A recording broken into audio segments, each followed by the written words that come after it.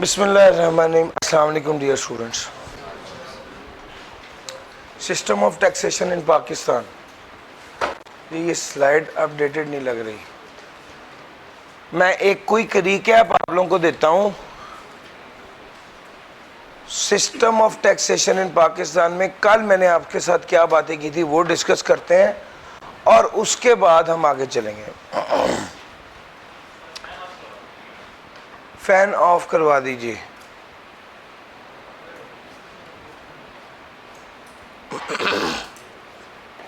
जी, सबसे पहले मैंने आपके साथ डिस्कस किया था कि भाई टैक्स है क्या। तो हमारी ये डिस्कशन हुई थी कि असल में हुकूमत को पैसे चाहिए होते हैं, पैसे दरकार होते हैं मुल्क चलाने के लिए। जब उनके पास वो पैसे अरेंज नहीं होते या उनके पास वो पैसे मौजूद नहीं होते तो वो क्या कर लेते हैं सर, वो अवाम को कहते हैं कि कंट्रीब्यूट करें। और अवाम जो कंट्रीब्यूट करती है, अवाम जो कंट्रीब्यूट करती है उसे क्या कहते हैं, उसे टैक्स कहते हैं। नहीं सर, मुझे हंसी इस बात ये सोच के आ गई कि अभी एक वीडियो मैं आने से पहले देख रहा था तो कोर कमांडर के घर से एक खातून निकली है, उसके हाथ में वो पानी वाली बोतल है, 2-3 किताबें हैं और वो कह रही कि ये मेरे टैक्स का पैसा है, चलो मैं कुछ तो रिकवरी हो गई है।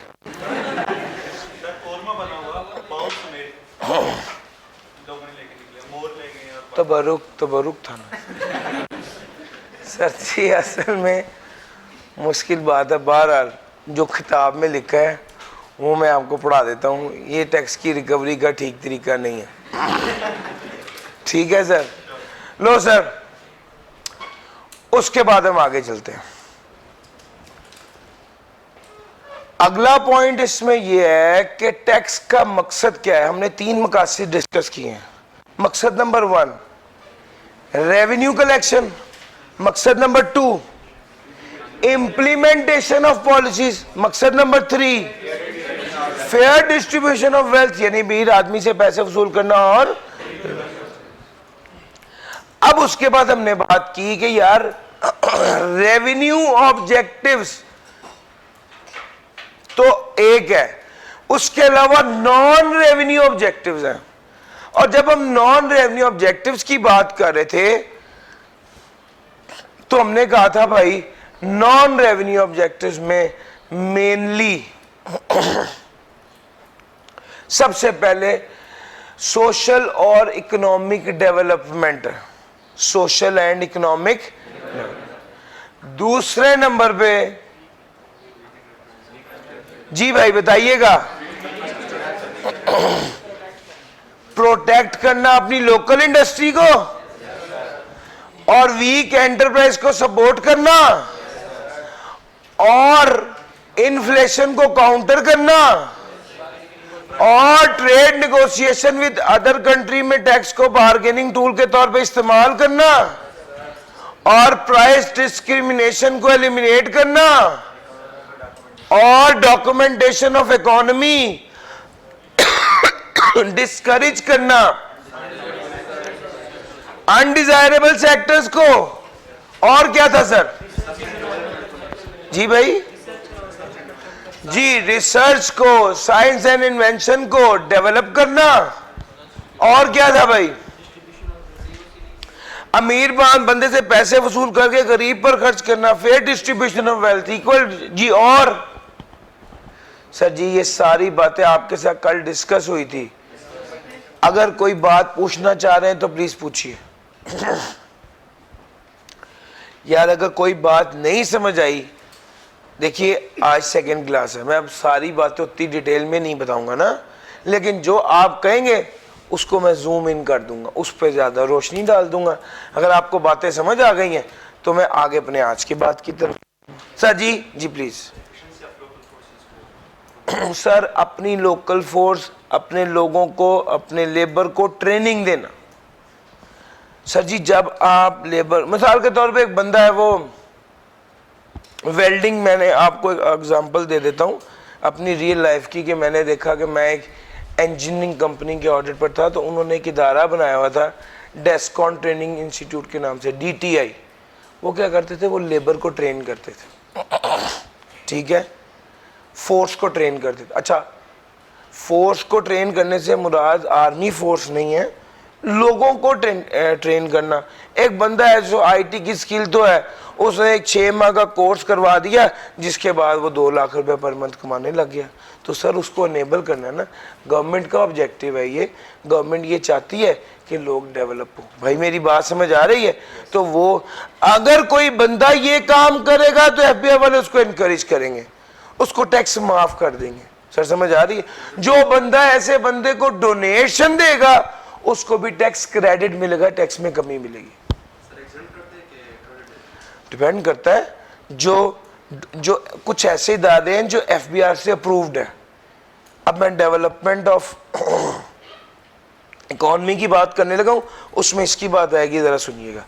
सर जी फिर मैंने आपको, मेरे पास नहीं है, सईद भाई से बात करें। सर जी अगली बात जो आपके साथ मैंने करनी थी वो डेवलपमेंट ऑफ इकोनॉमी की बात। डेवलपमेंट ऑफ इकोनॉमी की अगर मैं बात करूं तो उसमें पहले नंबर पे बात यह है कि यार हम ना हुकूमत वाले लालच दे देते हैं। किसको?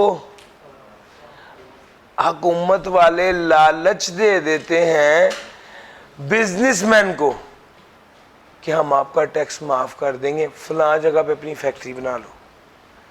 बिजनेसमैन उस लालच के चक्कर में फैक्ट्री बना लेता है, और मुल्क को क्या फायदा होता है? सर वो वाला अंडर डेवलप्ड एरिया डेवलप हो जाता है, वहां पर अपॉर्चुनिटीज आ जाती हैं, वहां पर एम्प्लॉयमेंट मिल जाती है, वहां पर खुशहाली आ जाती है। सर ये एक तरीका है टैक्स इंसेंटिव देना बिजनेसमैन को, ताकि वो उस अपॉर्चुनिटी को अवेल करते हुए इन्वेस्टमेंट कर दें अंडर डेवलप्ड एरिया में, जिससे वो एरिया भी एम्प्लॉयमेंट भी आएगी और ओवरऑल प्रोस्पेरिटी भी आ जाएगी। दूसरे नंबर पे आप डेवलप करना चाहते हैं, अमीर आदमी से ज़्यादा पैसा वसूल करके गरीब आदमी पे खर्च करें, ये डेवलपमेंट हो जाएगी। डेवलपमेंट अमीर से पैसा वसूल करें और गरीब, यानी आप जिसने BMW इंपोर्ट किया उससे पैसा लें और वो पैसा और ही ट्रेन पर लगा दें। तो अमीर से वसूल करें और गरीब पर खर्च करें। तीसरे नंबर पे ये वाली बात जो अभी भाई कर रहे थे, सर एक बंदा वो है जो फलाही काम कर रहा है, और एक बंदा वो है जो फलाही काम करने वाले को डोनेशन दे रहा है। जो बंदा खुद फलाही काम कर रहा है, टैक्स वाले उसको एग्जेम्पशन दे देते हैं। यार एग्जेम्पशन का मतलब तो पता है ना, टैक्स माफी। और जो बंदा फलाही काम करने वाले को डोनेशन दे रहा है, उसको उसके टैक्स में कमी कर दें। सर जी मेरी बात समझ आ रही है? लो सर, इसके बाद अगला पहलू है कि जनाब जो बंदा डोनेट कर रहा है उसको भी बेनिफिट दिया जा रहा है। सर एग्रीकल्चरल सेक्टर, सर आपका मुल्क एग्रो बेस्ड कंट्री है, यहाँ पर जो एग्रीकल्चर का काम करेगा उसको टैक्स वालों से मराहत मिलती है, यानी टैक्स एग्जेम्पशन मिल जाती है, टैक्स में कमी मिल जाती है। सर ठीक हो गया जी भाई? लो सर ये डेवलपमेंट के बारे में डिस्कशन थी। डेवलपमेंट के बारे में देखें कोई पॉइंट रह तो नहीं गया? हाँ एक पॉइंट है sir, imposition of tax. Sir ज्यादा टैक्स लागू करेंगे उस बंदे पर जो बंदा बाहर से कोई ऐसी चीज मंगवा रहा है जो ऑलरेडी पाकिस्तान में बन रही, या बाहर से कोई ऐसी चीज मंगवा रहा है जो नेसेसरी नहीं है, जरूरी नहीं है। तो सर ये सारी बातें आपके साथ डिस्कस कर ली। सर मुझसे अगर आप कहें ना कि सर इसका निचोड़ बता दें 1 मिनट में, तो सर वो मैं आपको बताने लगा। सबसे बात यह है, टैक्स करने का मकसद टैक्स कम करने का क्या मकसद होता है? उस एक्टिविटी को प्रमोट करना, एनकरेज करना। यस और नो? टैक्स में इजाफा करने का मकसद उस एक्टिविटी को डिस्करेज करना। यस और नो? ये दो बातें आपके पास आ गई, पीछे आपके पास 2-3 कार्ड्स ही रह गए। असल में मैं अब आपको ये वाली जो डिस्कशन की है, इसके बाद आखिर में ये शुरू करेगी, यार सवाल आए तो सोचना कैसे, यार टैक्स कटा रहे हैं, एनकरेज कर रहे हैं, टैक्स माफ कर रहे हैं, एनकरेज कर रहे हैं, टैक्स बढ़ा रहे हैं तो डिस्करेज कर रहे हैं। अगर आपको लगे कि यार डिस्करेज की तुक नहीं बनती, तो आखिरी पत्ता आपके पास क्या है? Revenue collection. सर जी अगर वो कह रहे कंपनी में टैक्स लगता है 29%, तो आप कहेंगे कंपनी को डिस्करेज कर रहे हैं? नहीं, रेवेन्यू कलेक्शन। सर जी मेरी बात, 2-3 पॉइंट्स और हैं। अगर वो आपको कह दे कि यार बैंक्स के जरिए ट्रांजैक्शन करो और किसी तरह ना करो, टैक्स लगा देंगे, तो वो क्या होगा? Documentation of.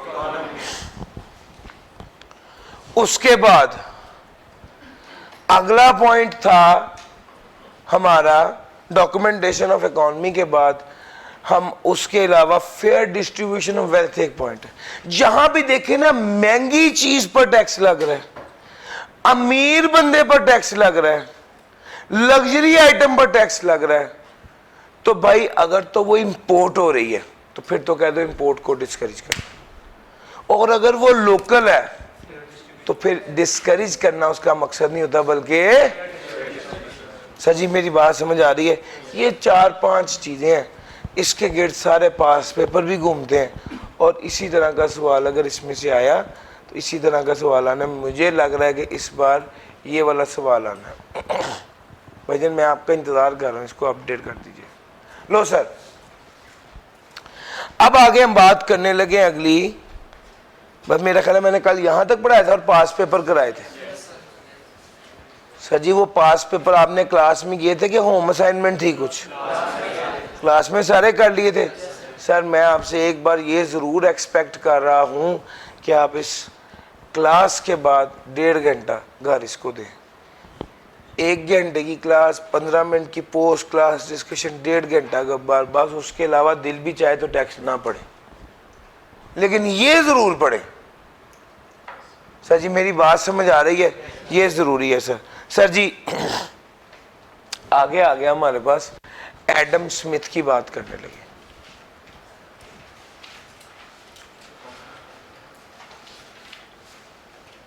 जी लाइए एडम स्मिथ की स्लाइड पर आ जाइए। लो सर,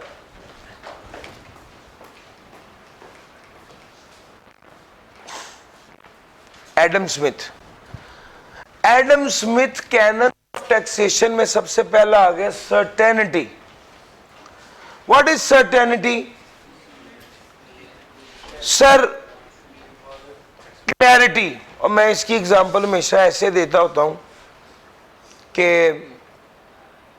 हम लोग एक लोकल मार्केट में गए कोई चीज खरीदनी, फॉर एग्जांपल शर्ट खरीदने, और दुकानदार से पूछा कि वो शर्ट कितने की है, तो दुकानदार ने बताया कि भाई ये शर्ट 2000 रुपये की। हमने उसको कहा भाई 1200 रुपया लोगे? उसने कहा नहीं भाई 1800 से कम नहीं होगी।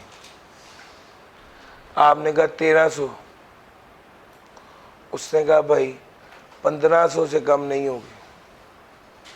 आपने कहा 1400? उसने कहा लाओ भाई 2 1400। आपने उसको 1400 दिया, शर्ट ले ली, आपके साथ जो दोस्त था उसने आपको उसी वक्त ही कोनी मारी, बाहर आया, कहा यार तू मेरी आंखों का इशारा नहीं देखता, उसने तो 1300 में दे देनी थी। और आपका दुकानदार जो है वो पता क्या सोच रहा था कि यार मुझसे गलती होगी, मुझे 1500 से कम आना ही नहीं चाहिए था। सर जी मेरी बात समझ आ रही है? ये असल में तब होता है जब चीज़ों की वैल्यू सर्टेन नहीं होती। आप अभी यूनिवर्सिटी की शॉप पे चले जाएं, वो आपको 1 रुपया कम नहीं करेगा, आप उसे एक्सपेक्ट भी नहीं करेंगे। आपको पता है यार इतना बहस करने का फायदा ही नहीं, इन्हें कट करनी ही नहीं। सर जी ऐसे होता है ना? सर ये होती है सर्टेनिटी। आप जब चीज लेके बाहर निकलते हैं तो आपको डाउट नहीं होता ये मैंने महंगी खरीद ली है या इसका ये रेट नहीं था या इसने मुझे 500 ऊपर ले लिया। सर जी ये बुनियादी तौर पे क्या है, ये सर्टेनिटी है। सर इसकी ये तो स्टोरी अब मैंने बता दी आपकी समझने के लिए। असल बात ये है टैक्स जितना अदा करना है और टैक्स जितना वसूल करना है, it should be very clear. Tax जितना अदा करना है और टैक्स जितना जिस बंदे ने अदा करना है, he should be very clear कि मैंने टैक्स कितना अदा करना है। जितना टैक्स वसूल करना है, he should be very clear कि मैंने कितना टैक्स वसूल करना है। इसमें यार तेरी मेहरबानी ऐ वाला चक्कर नहीं होता। सर जी मेरी बात समझ आ रही है? It should be very clear. Sir convenience of payment, sir tax का निज़ाम ऐसा है कि भाई एडम स्मिथ कहता था कि यार एक तो बंदे से उसको आसानी तो दो। वो टैक्स तब आप उससे टैक्स का पैसा लो जब उसके पास पैसा हो। तो भाई आप टैक्स का निजाम कन्वीनियंट होना चाहिए दो चीजों के हवाले से, टाइम और मैनर के हवाले से। टाइम और मैनर के हवाले से tax should be collected at a time and in a manner convenient for. Sir tax payer के लिए वो कन्वीनियंट हो, आसान हो। जिस वक्त जमा कराना है वो आसान, जिस तरह जमा कराना है वो आसान। अब तो इतनी आसानी है कि सर अपने बेड पे लेटे लेटे ही आप लैपटॉप पे अपनी कैलकुलेशन करेंगे, वहीं पर ही लेटे लेटे लायबिलिटी आ जाएगी और वहाँ पे ही आप ऑनलाइन बैंकिंग से पेमेंट कर देंगे। सर जी मेरी बात समझ आ रही है? टैक्स का निज़ाम क्या कर दिया गया है, कन्वीनियंट। बिस्मिल्लाह, कन्वीनियंट है सर। एक सर्टेनिटी था, एक कन्वीनियंट था और तीसरे नंबर पे क्या था जनाब, इक्वालिटी। अच्छा यहां से मसला है। सर टैक्स का निजाम हर बंदे के लिए एक जैसा होना चाहिए। टैक्स का निजाम हर बंदे के लिए एक जैसा होना। Tax payer should be proportional to income and applied equally to all concerned area। Sir tax का निज़ाम हर बंदे के लिए एक जैसा होना चाहिए। वो कहता है, एडम स्मिथ कहता था परसेंटेज फिक्स कर दो और सब पर वही हो। मिसाल के तौर पे आपने कह दिया टैक्स 10% है, जिसकी 1 लाख इनकम है उसके लिए भी 10% है, जिसकी 10 लाख इनकम है उस पर भी 10%।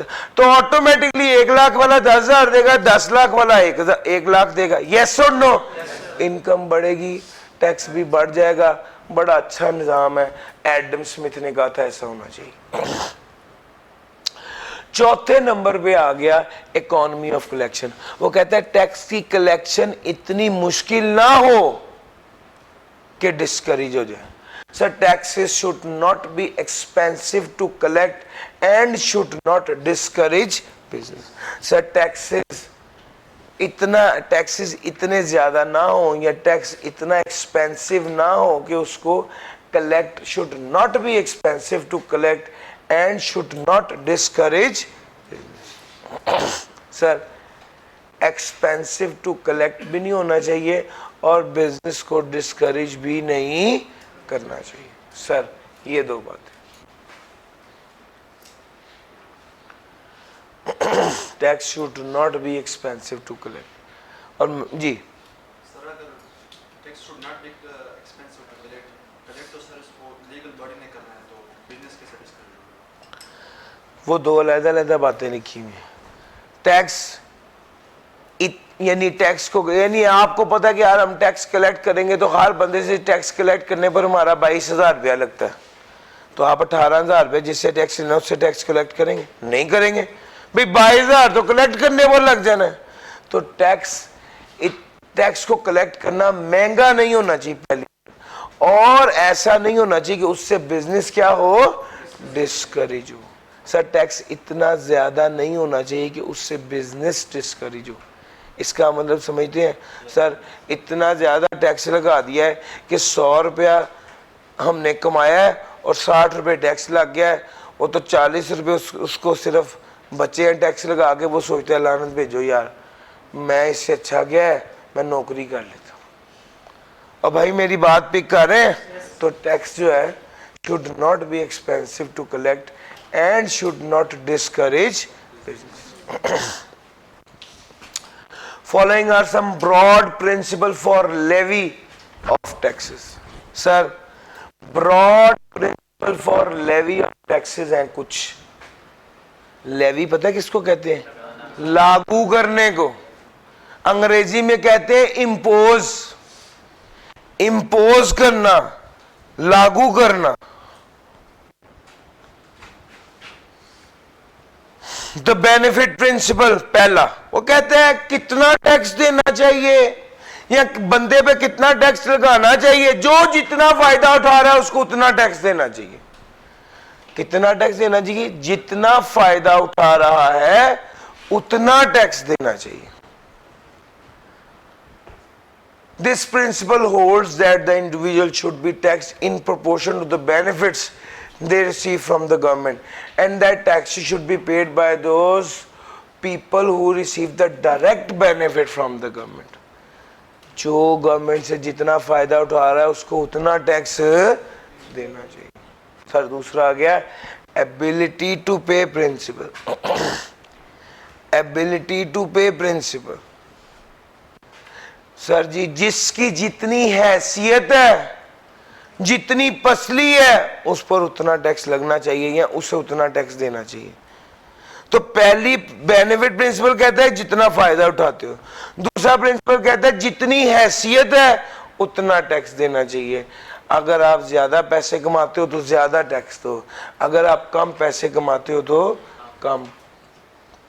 इक्वल डिस्ट्रीब्यूशन, ये तीसरी बात है जो कहता है प्रोपोर्शनल टैक्स है, वो कहता है प्रोपोर्शनली टैक्स देना चाहिए। फिक्स परसेंटेज हो, जिसकी इनकम ज्यादा होगी उस पर टैक्स ज्यादा लगेगा, जिसकी इनकम कम होगी उस पर टैक्स कम।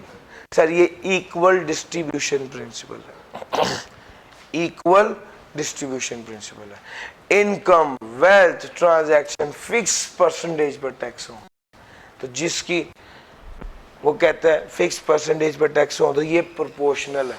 सर आ जाए जरा,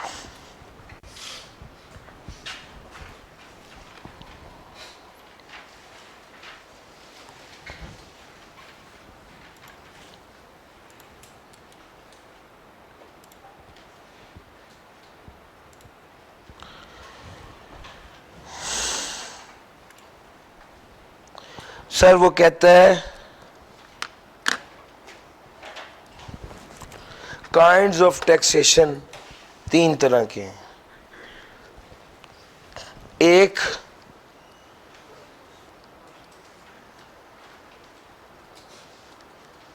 प्रोपोर्शनल, एक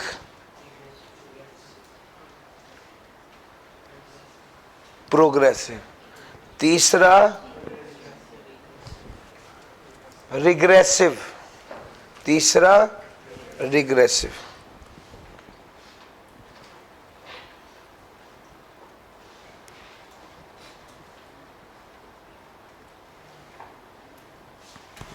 regressive, sir what is proportional? Sir जी इनकम बढ़ी तो टैक्स रेट सेम रहा, अलबत्ता टैक्स बढ़ा। या मैं पहले अगर इसको कह दूं इनकम बढ़ी तो टैक्स बढ़ा और टैक्स रेट क्या रहा? सेम रहा। प्रोग्रेसिव क्या होता है? इनकम बढ़ी, टैक्स बढ़ा, टैक्स रेट भी बढ़ा। रिग्रेसिव क्या होता है? इनकम बढ़ी, टैक्स फिक्स्ड रहा, टैक्स रेट क्या हो गया? कम हो गया। ये तीनों असल पॉइंट समझने का पता क्या है? स्टूडेंट जनरली जो गलती करते हैं वो इस केस में इनकम को टैक्स के साथ रिलेट कर देना, इनकम को टैक्स रेट के साथ रिलेट करें। इनकम बढ़ी, टैक्स रेट सेम रहा, दिस इज प्रोपोर्शनल। इनकम बढ़ी, टैक्स रेट बढ़ा, दिस इज प्रोग्रेसिव। इनकम बढ़ी, टैक्स रेट कम हुआ, दिस इज रिग्रेसिव। मेरी बात समझ आ रही है सर? अगर यहां तक मैं आपको बात समझा सका तो एक एग्जांपल देता हूं सर। एक है ए और एक है बी। ए की इनकम है 10 लाख, उस पे टैक्स लग रहा है 10% के हिसाब से 1 लाख। बी की इनकम है 1 करोड़ यानी 10 मिलियन, इस पे टैक्स लगा 10% के हिसाब से कितना हो गया? 1 मिलियन। यार ये बात समझ आ रही है? इनकम बढ़ रही है, टैक्स भी बढ़ रहा है, टैक्स रेट क्या है? सेम। दूसरा केस लीजिए, इनकम एक बंदे की थी 1 मिलियन, इस पे टैक्स लगा 10% के हिसाब से कितना हो गया? 1 लाख। बी की इनकम थी 10 मिलियन, इस पर इनकम ज्यादा थी तो टैक्स रेट ही ज्यादा लग गया, और टैक्स कितना बना? ओ भाई मेरी बात समझ आ रही है? सर जी तीसरे नंबर पे इनकम थी 1 मिलियन, इनकम थी 1 मिलियन तो टैक्स था 1 लाख। इनकम थी 10 मिलियन तो टैक्स था 1 लाख। अब जिसकी इनकम 1 मिलियन है उसके लिए कितना है? 10%। और जिसकी इनकम के 10 मिलियन है उसके लिए कितना है? यार मेरी बात समझ आ रही है? लो सर, मैं आपको जो बात बताना चाहता था ऑलमोस्ट सारी बातें बता दी, अब एक बार रिपीट करूंगा और आगे चलूंगा। सर इनकम बढ़ी तो टैक्स भी बढ़ा लेकिन टैक्स रेट सेम रहा, this is proportional tax. Income बढ़ी तो टैक्स भी बढ़ा और टैक्स रेट भी बढ़ा, this is progressive tax. Income बढ़ी तो टैक्स, इनकम बढ़ी तो टैक्स सेम रहा और टैक्स रेट क्या हो गया? यार मेरी बात पिक कर रहे हो? सर इस प्रोग्रेसिव टैक्सेशन को एबिलिटी टू पे भी कहते हैं।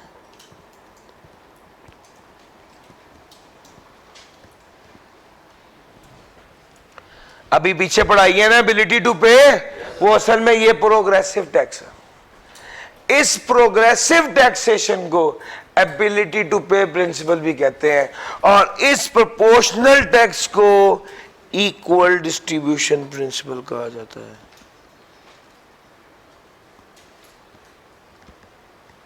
इक्वल डिस्ट्रीब्यूशन प्रिंसिपल कहा जाता है। इस प्रोग्रेसिव टैक्स को इक्वल डिस्ट्रीब्यूशन प्रिंसिपल कहा जाता है।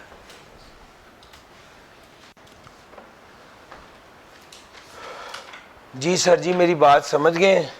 Sir proportional tax, progressive tax, regressive tax.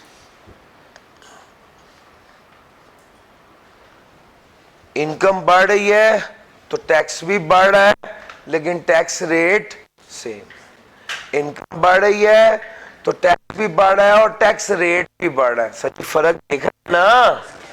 यार समझ आ गई है?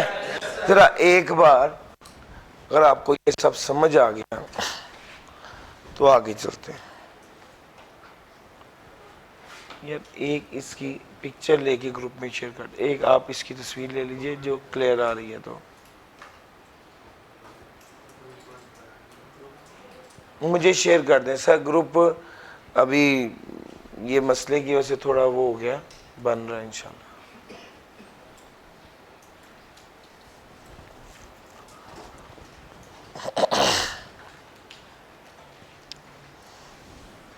एक बात बताऊं, आप लोगों ने कमिटेड रहना है। ये मिसाल के तौर पे अभी मैं ये नहीं कह रहा प्रॉब्लम नहीं है, लेकिन मुझे ये लगा कि कोई बहुत सीरियस प्रॉब्लम आज नहीं थी। अगर कोई बंदा मूव करना चाह रहा था तो मुझे लगा वो आराम से मूव कर पाए। आप में से कोई एक ऐसा बच्चा जिसको लगा कि मैं बड़ी मुश्किल से आया हूँ और अल्लाह ने जान बचाई है।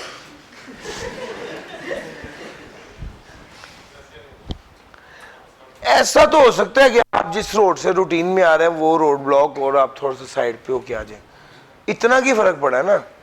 सर मेरी बात सुनिए, कम से कम इतनी तो कमिटमेंट भी हमारे अंदर होनी चाहिए ना कि यार है काम करना है तो करना है। सर जी मेरी बात समझ आ रही? मैंने जो पहले दिन आपसे बात की वही बात है कि यार अपनी रेगुलरिटी और कंसिस्टेंसी पे कॉम्प्रोमाइज नहीं करना।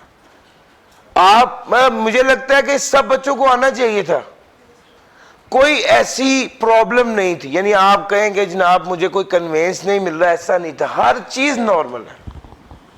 सर जो लोग आए हैं उन्होंने अच्छा किया, जो लोग नहीं आए वो आ सकते थे, उन्हें आना चाहिए था। ऑल्दो ये लेक्चर हम लोगों ने जो बच्चे नहीं आए उनके लिए यही प्लान किया है। वैसे भी पहले 7 दिन की जो है वो रिकॉर्डिंग जो है वो यूट्यूब पर अवेलेबल होती हैं, तो ये लेक्चर भी अवेलेबल हो पाएगा यूट्यूब पर। मगर एक्सपेक्ट ये करेंगे यार आप सब लोग फिजिकल आना है तो रेगुलरली फिजिकल आइए ताकि आप मैक्सिमम बेनिफिट अवेल करें। सर आपने मुझे व्हाट्सएप करनी है ये तस्वीर, लो सर।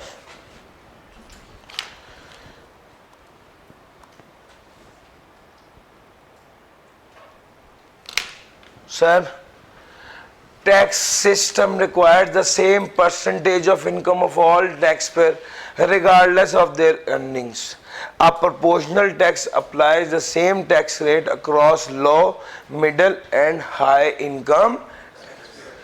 Same rate लगेगा, इनकम कम हो ज्यादा हो या बहुत ज्यादा हो। सर गौर करें 10 मिलियन पर भी 1 मिलियन पर भी, और ये वाला रूल कंपनी पर अप्लाई होता है।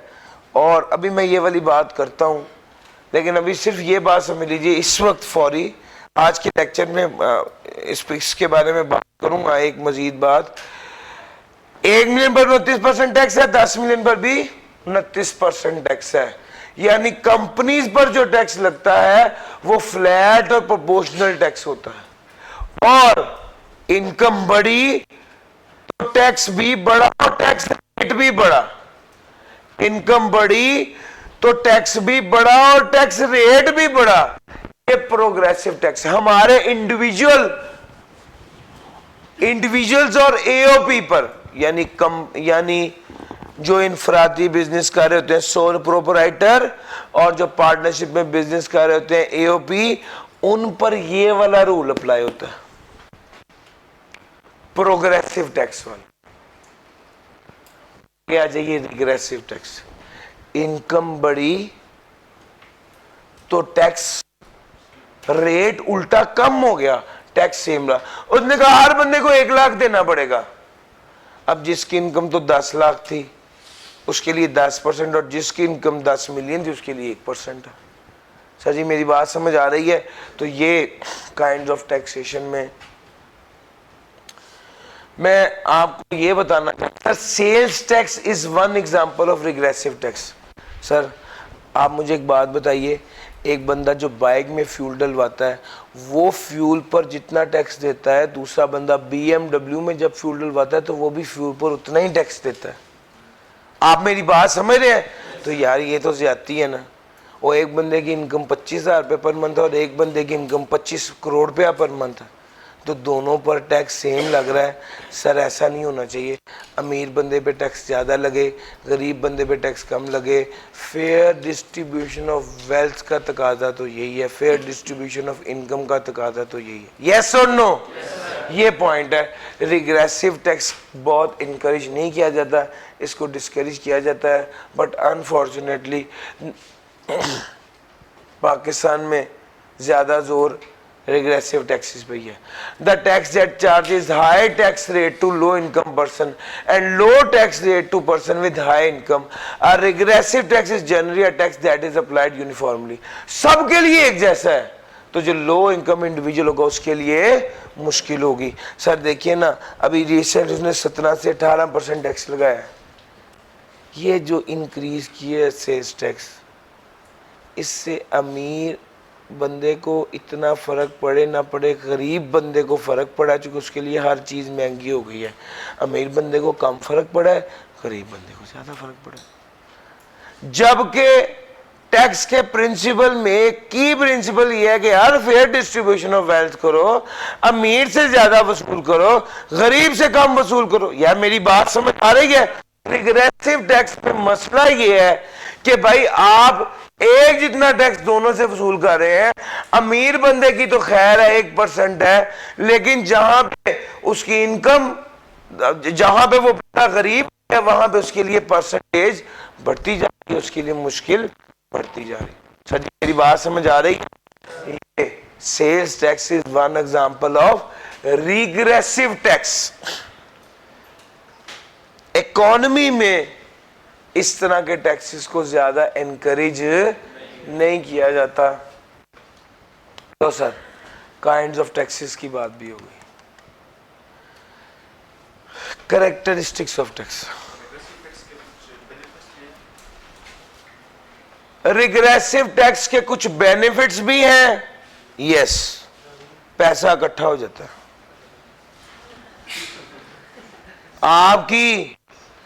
आपके लिए वो मुश्किल बढ़ गया ना।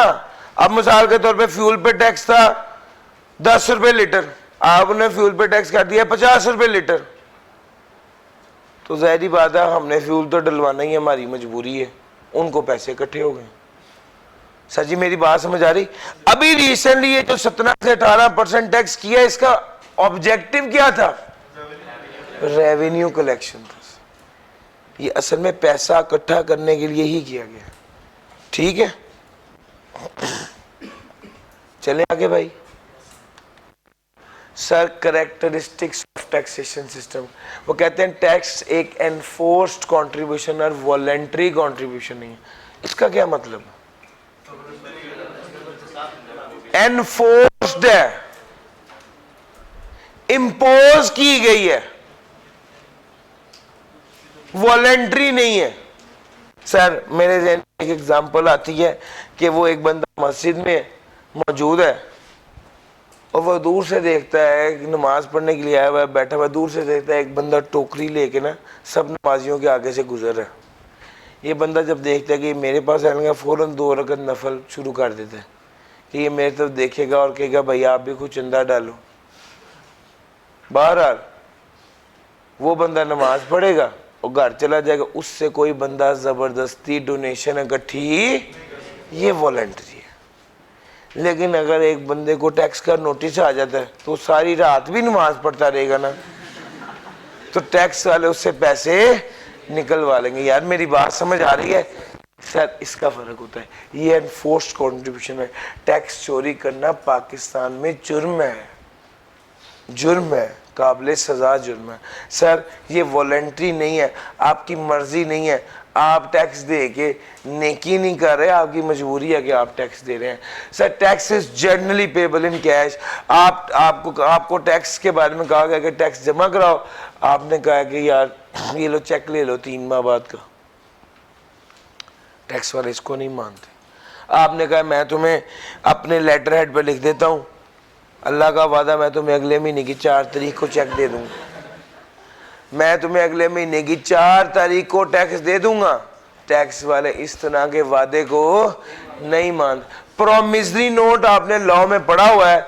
मैंने सिर्फ एक समझाने के लिए एक एग्जांपल दे दी कि यार एक नोट है जिस पर प्रॉमिस किया हो पेमेंट का, उसे प्रोमिसरी नोट कहते हैं। चेक है, प्रोमिसरी नोट है। या एक बंदा कहता है मेरा कितना टैक्स बना है, उन्होंने कहा आपका टैक्स बना है 1 लाख रुपए। कहता है ये मेरी मोटरसाइकिल ले जाओ, मेरे पास पैसा नहीं है। तो क्या ऐसा हो सकता है कि वो बंदा टैक्स की बजाय मोटरसाइकिल दे दे पैसों की बजाय? नहीं हो सकता। टैक्स वाला उसको कहा भैया आप अपनी मोटरसाइकिल अपने हाथ से बेचो, हमें 1 लाख रुपया ही दो। यार मेरी बात समझ आ रही है? तो भाई ये दूसरी बात थी। तीसरी, सर टैक्स प्रोपोर्शनेट इन करेक्टर है और एबिलिटी टू पे प्रिंसिपल। सब लोगों के लिए एक जैसा है, और एबिलिटी टू पे प्रिंसिपल जो है उस पर बेस होता है। अच्छा, चौथी बात हमने की, ट्रांजैक्शन इनकम और प्रॉपर्टी पर लागू हो सकता है। सर, इनकम पर लागू होता है tax? Yes, income tax. Transaction यानी ट्रांजैक्शन पर लागू होता है? Yes, sales tax. या सेल्स टैक्स ट्रांजैक्शन पे ही होता है ना। सर, प्रॉपर्टी पर लागू होता है? Yes, property. सर, इन चीजों पर लागू हो सकता है। इसके अलावा ये एक्ट्स पर, राइट्स पर और प्रिविलेजेस पर भी लग सकता है। सर जी, आपने इंपोर्ट की है, उस पर टैक्स लग जाता है। आपने फ्रेंचाइज ली है, उस पर टैक्स लग जाता है।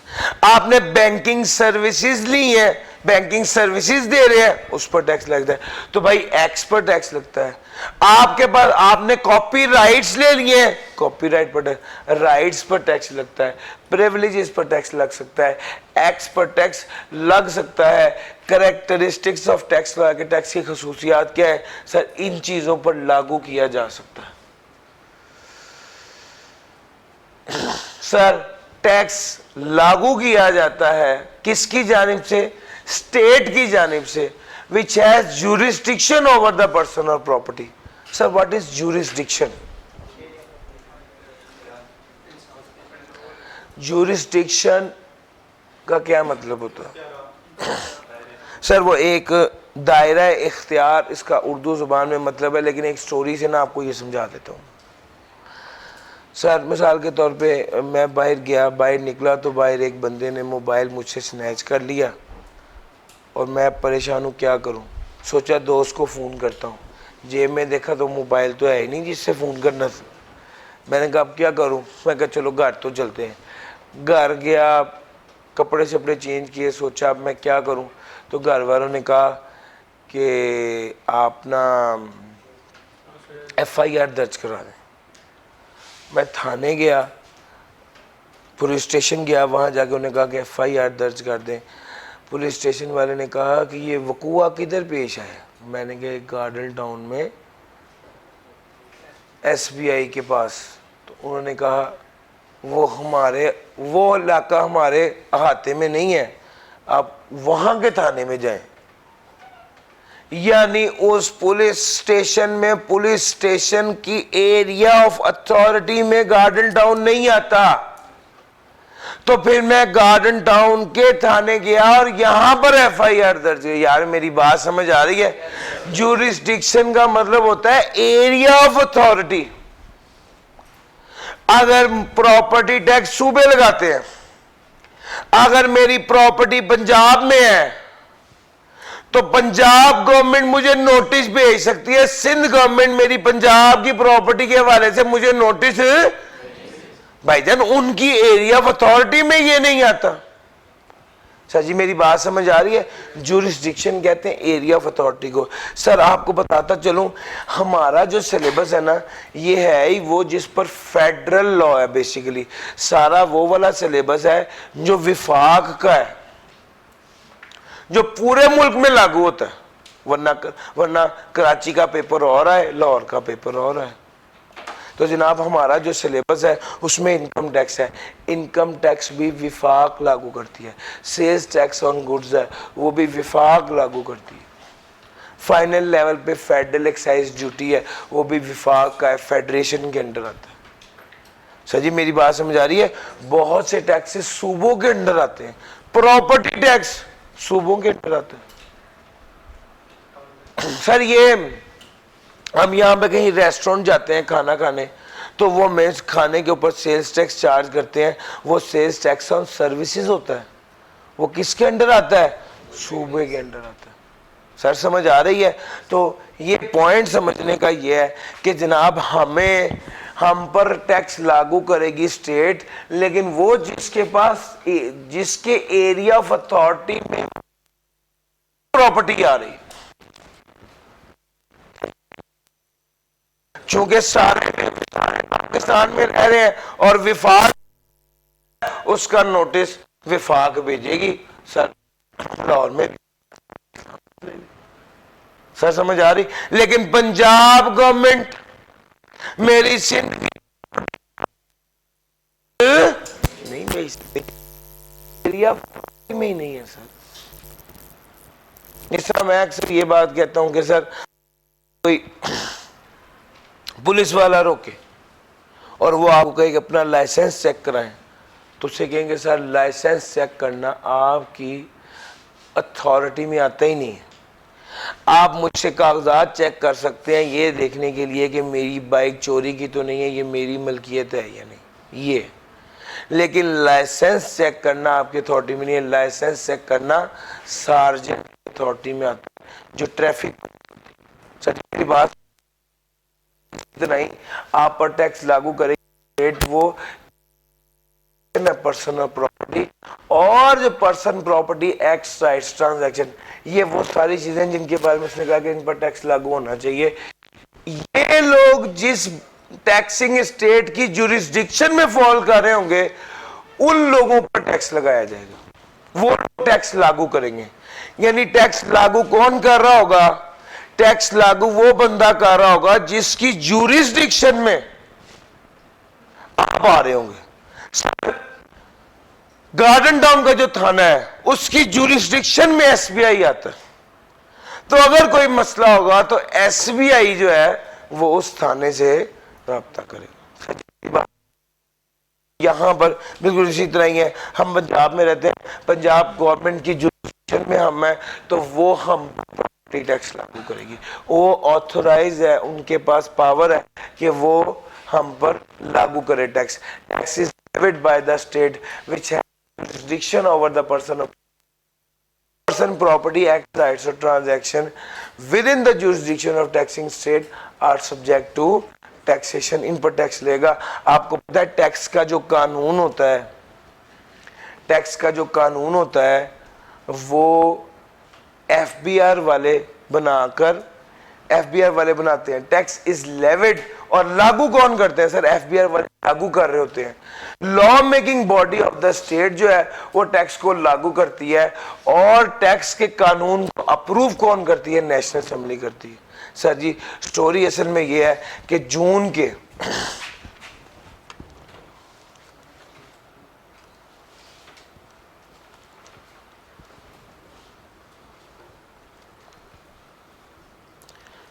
के फर्स्ट वीक में, सर जून के फर्स्ट वीक में क्या होगा?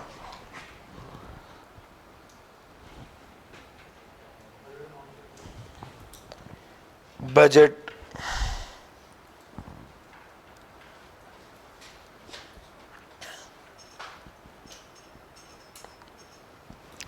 नेशनल असेंबली के सामने पेश किया जाएगा। नेशनल असेंबली इसको अप्रूव करेगी तो क्या हो जाएगा? ये क्या बन जाएगा? ये सर बजट जो पेश किया जाता है इसको फाइनेंस बजट कहते हैं, और ये जब अप्रूव हो जाता है तो क्या हो जाता है? फाइनेंस एक्ट हो जाता है। सर 2022 में जो किया गया था वो फाइनेंस एक्ट 2022 था। यानी ये फाइनेंस एक्ट जब असेंबली से पास हो जाता है तो फिर इसकी वजह से इनकम टैक्स ऑर्डिनेंस में तरमीम की जाती है, इनकम टैक्स ऑर्डिनेंस में अमेंडमेंट की जाती है। तो ये एक बुनियादी स्ट्रक्चर है, ये जरा ज़हन में रखिएगा। जून के फर्स्ट वीक में फाइनेंस बजट,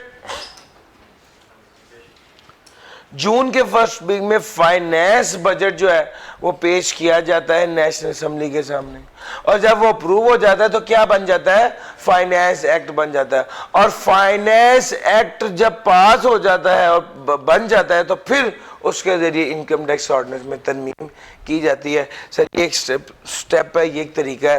टैक्स का जो कानून है वो लागू किया जाता है लॉ मेकिंग बॉडी की जानिब से, और अप्रूव कहाँ होता है?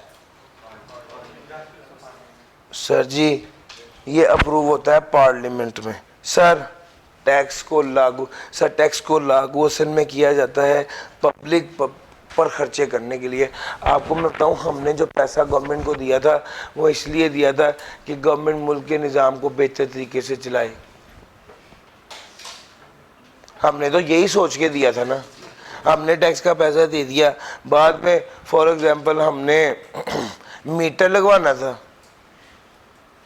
तो हमने तो टैक्स इसलिए दिया था कि गवर्नमेंट जो है वो मुल्क को बेहतर तरीके से चलाए, लेकिन जब गवर्नमेंट से हमें को काम पड़ा तो वो मुल्क उस तरह चल नहीं रहा। बहरहाल वो एक बिल्कुल डिफरेंट बात है, लेकिन टैक्स को असल में जो टैक्स का पैसा टैक्स लागू किया जाता है वो पब्लिक पर्पस के लिए किया जाता है। और 4 मेन पब्लिक पर्पसेस पता है कौन से हैं? सबसे पहला सिक्योरिटी। सर सिक्योरिटी में पुलिस भी आ जाती है और आर्मी भी आ जाती है। दूसरे नंबर पे सिक्योरिटी है पहले नंबर पे, दूसरे नंबर पे क्या है भाई? एजुकेशन और हेल्थ, ये बिल्कुल साथ साथ है। और इसके बाद लास्ट में आ जाता है इंफ्रास्ट्रक्चर।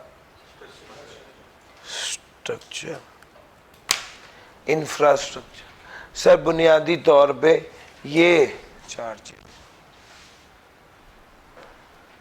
वो पेन का पता कीजिएगा जो ठीक होने गया था, इस पे राइटिंग इंशाल्लाह जब वो पेन दूसरा हमारा ठीक होने गया हुआ है वो आ जाए तो राइटिंग भी इंप्रूव हो जाएगी। Tax is levied for public purpose and to support the government in implementation of projects and policies. Sir एक बात यहां पे रुक के मेरा दिल चाहता है मैं आपसे कर लूं। सर एक बच्चे ने मुझसे एक सवाल किया था, वो सवाल मुझे बड़ा अच्छा लगा। सवाल उसने ये किया कि अभी आप कहते हैं टैक्स फिक्स परसेंटेज होनी चाहिए, कभी आप कहते हैं टैक्स जो है इनकम बढ़े तो टैक्स भी बढ़ना चाहिए, तो ये क्या तरीका है? तो सर उस सवाल का जवाब ये है कि भाई ये खसूसियात हैं जो टैक्स के निज़ाम में होनी होती हैं या होनी चाहिए। और ये बिल्कुल ऐसे ही जैसे किसी से पूछा जाए कि यार तुमने किसी से पूछा जाए कि यार वजन कम करने के कौन कौन से तरीके हैं, तो वो कहेगा भाई वॉक करें, वो कहेगा भाई आप जो है वो फ्रूट खाएं, वो कहेगा जो है वो आप रोटी चावल कम खाएं, वो कहेगा आप कार्बोनेटेड ड्रिंक्स ना लें, एक बंदा कहता है जिम जाएं। सर सारी बातें ठीक है, बातें सारी ठीक है, लेकिन अगर एक बंदा डायबिटिक और आप उसे कहेंगे यार तुम कल आम खाओ तुम्हारा वजन कम हो जाएगा, उसका सारा ही वजन कम हो जाएगा। एक बंदा हार्ट पेशेंट है, उसे कहते हैं यार तुम जिम करो ना कार्डिक लगाओगे तो तुम बेहतरीन हो जाओगे। सर वो दौड़ता है ज़्यादा तो उसका सांस फूल जाता है। सर जी मेरी बात समझ आ रही? सर मशवरे सारे ठीक हैं, मुख्तलिफ जगहों पर मुख्तलिफ बातें अप्लाई होती हैं। इसी तरह ये करेक्टरिस्टिक्स हैं सारे। एडम स्मिथ कहता था प्रोपोर्शनल होना चाहिए, करेक्टरिस्टिक में लिखा है प्रोग्रेसिव होना चाहिए। सर प्रोग्रेसिव भी होता है, सर कंपनी के लिए उसने प्रोपोर्शनल कर दिया और इंडिविजुअल रेवेन्यू के लिए उसने प्रोग्रेसिव कर दिया। सर जी मेरी बात समझ आ रही है? सेल्स टैक्स रिग्रेसिव था, तो भाई मुख्तलिफ जगहों पर मुख्तलिफ चीजें अप्लाई हो गई। Principle of sound taxation system पहला आ गया। अब ये साउंड टैक्सेशन सिस्टम है, तगड़े अच्छे टैक्सेशन सिस्टम के क्या प्रिंसिपल होते हैं? पहला आ गया फिस्कल एडिक्वेसी। फिस्कल कहते हैं माली, एडिक्वेसी काफी होना। वो कहते हैं कि टैक्स का निजाम कम से कम इतने जोगा तो जरूर होना चाहिए कि मुल्क अपने खर्चे ही पूरे कर ले। खर्चे तो पूरे, वो कहता है टैक्स में, वो कहता है sources of revenue taken as a whole should be sufficient. इतना जरूर होना चाहिए कि वो गवर्नमेंट के वो एक्सपेंडिचर ऑफ द गवर्नमेंट को क्या कर सके, मीट कर सके। Revenue should be capable of expanding और contracting annually in response to variation in public expenditure. वो कहता है हाँ, टैक्स का निज़ाम, अच्छा टैक्स का निज़ाम ऐसा होता है कि वो revenue should be capable of expanding और कॉन्ट्रैक्टिंग। अगर आपको ज्यादा पैसा दरकार है तो टैक्स का अच्छा निज़ाम वो है जिसके जरिए आप ज्यादा पैसे इकट्ठे कर सकें। यानी अगर ज्यादा पैसा दरकार है तो आपका निज़ाम ऐसा होना चाहिए कि आप टैक्स एक्सपेंड कर सकें, खिला सकें। और अगर आपने अवाम को रिलीफ देनी है और आप टैक्स माफ करना चाह रहे हैं तो ऐसा निज़ाम हो कि आप उसको सुकेट सकें, कॉन्ट्रैक्ट कर सकें। वो कहता है पब्लिक एक्सपेंडिचर, आप रेवेन्यू को बढ़ा भी सकें और कम भी कर सकें। जल्दी से जरा इस जुमले को पढ़े, समझ आती है?